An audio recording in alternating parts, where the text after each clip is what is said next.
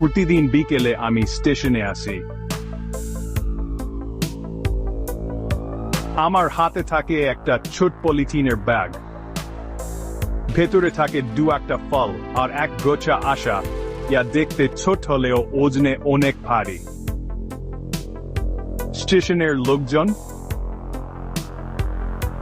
ওরা সবসময় ভাবে আমি হয়তো কারোর জন্য অপেক্ষা করছি, হয়তো কোনো বন্ধু, কিংবা পরিবারের সদস্য। কিন্তু আমি আসলে ওর জন্য অপেক্ষা করি, সেই মেয়েটার জন্য, 3 বছর আগে এই 3 প্ল্যাটফর্ম থেকে শেষবারের মতো ট্রেনে উঠেছিল। তখন ওর অনেক কিছু বলার ছিল, কিন্তু ও বলেনি। আর আমি, আমি শুধু চুপচাপ দাঁড়িয়ে ওকে ভিড়ের মধ্যে মিলিয়ে যেতে দেখেছিলাম। ওর সাথে ছিল না বলা কথার একটা সুটকেস আর বুকভরা কষ্ট। তারপর থেকে আমার জন্য কিছুই বদলায়নি।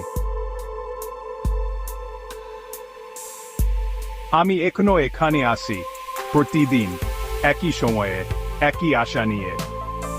আমি ট্রেন আসা আওয়া দেখি, মানুষজনকে আবার এক হতে দেখি, আবার জ্বলে যেতে দেখি। আমি কল্পনা করি ও শেষ ট্রেনটা থেকে নামছে, ভিড়ের মধ্যে আমাকে খুঁজছে। বেশিরভাগ মানুষ এটাকে বোকামি বলবে,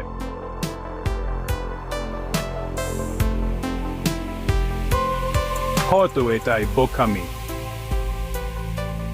কিন্তু কখনো কখনো আশাই আমার শেষ সম্বল। তাই আমি অপেক্ষা করি, কারণ কে জানে, হয়তো, শুধু হয়তো একদিন সেই শেষ ট্রেনটা ফিরে আসবে। আর এবার আমার কাছে সেই কথাগুলো থাকবে, যা আমি কখনো বলতে পারিনি।